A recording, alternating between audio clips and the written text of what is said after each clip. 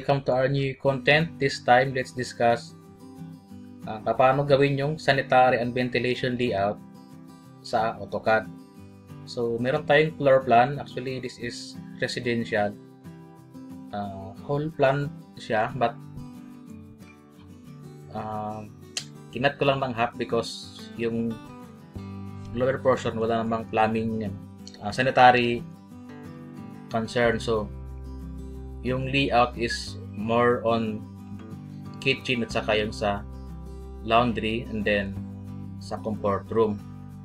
So ito yung gawa natin ng sanitary and ventilation layout. Then before that, let's look for the legend. So ano yung mga symbol ikabisado natin before we proceed to the layout. So we see key S, that is kitchen sink. Ito yun. Water closet. Ayan. Located at the CR. Lavatory. LEB. FD is the floor drain. FCO, that is floor clean out. GCO, that is ground clean out. Then the cyan line, that is sanitary layout. Then line with hidden, so that is ventilation layout. BSTR, that is being stuck through roof, and then this one is the riser. Okay, so ito yung gamitin natin to do the sanitary and ventilation layout. Already here we have septic tank located at the left side of the residence. Okay, so actually nilagyan ko na siya ng mga plumbing fixtures, kitchen sink, also the floor drain. So yung location is nilagyan ko na rin. Water closet, floor drain isa. And then for the laundry area, I make two floor drains. So from this, gawa natin ng sanitary layout. So okay, to start, so yung septic tank natin is from the left side. So dito tayo mag reference. And then, much better that yung ating cross, parang yung main saver line is, pwedeng ilocate mo sa, actually, outside, para di ka mahirapan sa maintenance mo. Okay, so we can locate somewhere here. Okay, and then, to connect itong ating kitchen sink, so, dapat yung direction niya is, actually, 45 degrees. So, yung kitchen sink, okay, nakatap siya ito, sabi.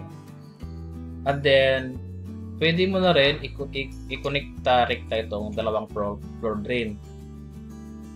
Okay, so or pwede mo na siyang isabay dalawang floor drain.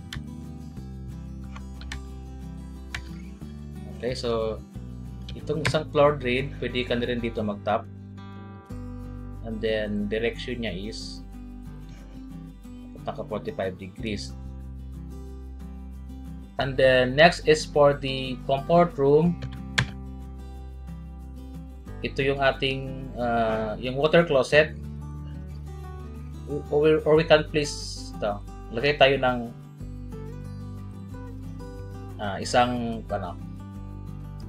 collector ng mga sewer pipe. Okay, so pwede siyang ilagay mo na sa labas. Okay, so after that, water closet, run ka dyan and then kunin ka dun sa kanyang collector. Okay, so together with the floor drain.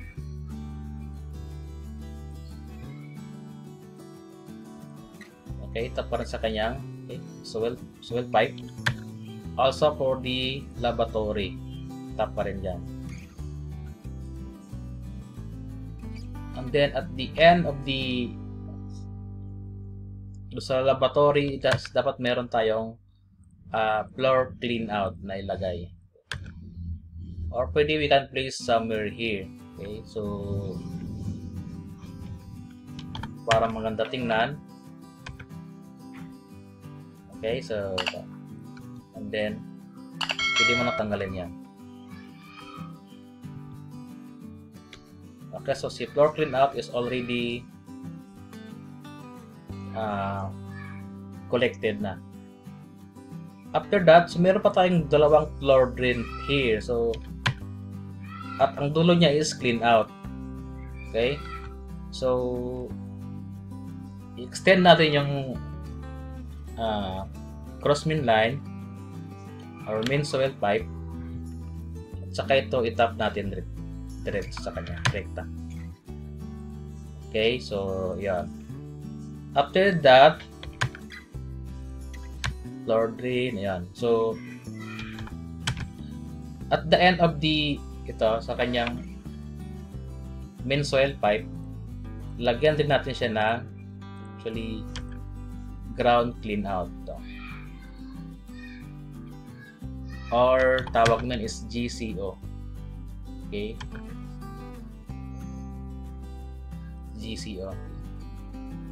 Actually, pwede ka na mag-label or kahit di mo na mag-label. Ito is FCO. Okay, so and then yung slope niya dapat is ma-maintain ng 1% or 2%. Okay, so itong kitchen sink natin, wala tayong clean out. So pwede nating lagyan. What if bumara dyan? Di mo masundot. Okay, so lagyan natin yung kitchen sink ng isang clean out. Or we can place somewhere here. Okay, dito ito. After the kitchen sink. Pwede ka dyan maglagay. Actually, may grease trap pa yan sa ano. Or pwede mo rin siyang lagyan ng grease trap. Okay, so after that, ito na yung ano natin. Sanitary layout. But bakit wala pa?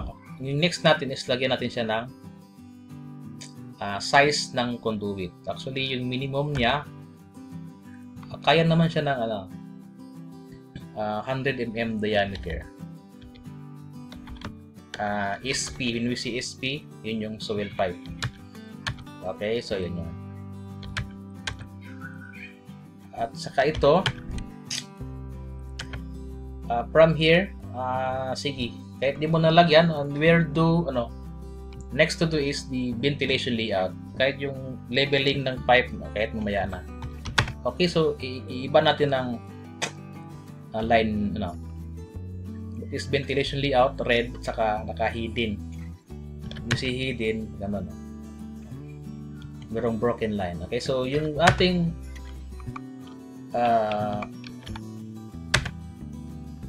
ventilation layout, so for sure we can have a riser at the back. Saan tayo pwede mag-riser? Kahit somewhere here, okay? So, dyan tayo mag-riser ng ating ventilation layout. And then, pwede kang actually, pwede mo siyang ilatag outside para madali yung maintenance niya. But, actually, yung iba, yung practice is nilalagay binabaon sa CHP. Kung siguro kung sa ground floor, pwede kang i-embed mo siya sa CHP. But actually may access naman sa labas at the ground floor, so pwede ka dyan maglagay ng riser mo. Okay, so from here, actually ito i-embed na natin sa CHP yung ating ventilation. Isang ventilation para sa water closet, isang ventilation para sa floor drain, isang ventilation para sa lavatory, isang ventilation para sa floor clean out. So the purpose of the ventilation is para para mabilis mag-flush yung tubig. Hindi siya naghihingalo. Okay, next to do is pwede siyang lagyan itong kitchen sink natin. We can place a ventilation bias. Okay. Kahit dito ilagay. Okay, so lagyan natin ng ventilation tong floor drain. Okay, yung kitchen sink natin, lagyan natin ng ventilation. Yung isang floor drain, dito pwede rin lagyan. Okay, so yan. After that, meron pang dalawang floor drain somewhere here. pwede natin lagyan. Okay, let's extend here.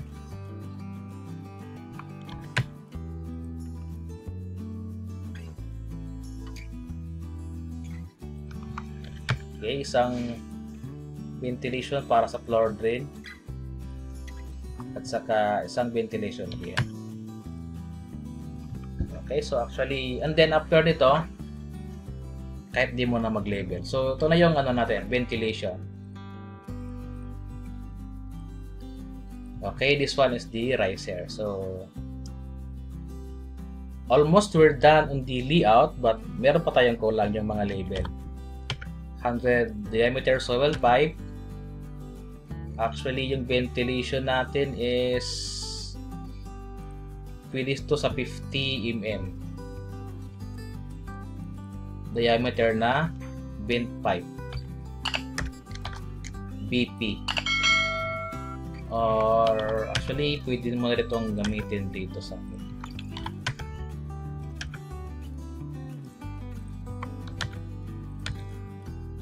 vent pipe. Okay, from here, actually sa closet, pwede rito yung 75 mm diameter na soil pipe. Okay, after that, from here, actually wala sang ano, pwede natin siyang lagyan ng 75 diameter na drain pipe, DP. So yung waste niya is galing sa yung laundry area. Okay, so yung actually pwede rin to 50 mm yung kanyang diameter na vent pipe rito. Okay, so after that, pwede ka nang mag-level yung tinanggal natin kanina. This water closet, lavatory, hindi na masyado natabunan na. Okay, yung floor drain, dito may lagay. Okay, so meron pang isang floor clean out here. Ito, floor clean out. Okay, so after that, ito is riser. So pwede natin itong lagyan. 75 mm diameter na BSTR.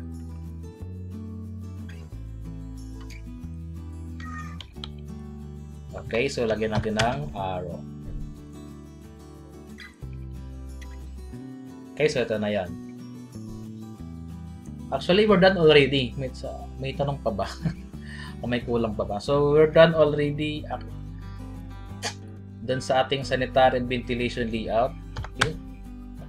We have a quick review. Okay, from the septic tank nasa labas. So, mas better yung collector is nasa outside para yung maintenance mabilis compare kung ilagay sa loob ng residence. And then after mo lagyan ng soil pipe, so next is the ventilation layout. Ito yung red na broken line, hidden line. And then after that, pwede ka mag-label 50 mm vent pipe, space soil pipe. Okay, so actually meron pa tong sunod sana yung riser, yung symmetric layout, but we can have on the next mga videos na natin. Okay, so pwede mo itong i-apply sa mga design na gawin mo, but for sure kung mag-high rise ka o medium rise, so medyo complicated na rin yung layout. Okay, the purpose of this is alam natin yung basic paano gawin yung system.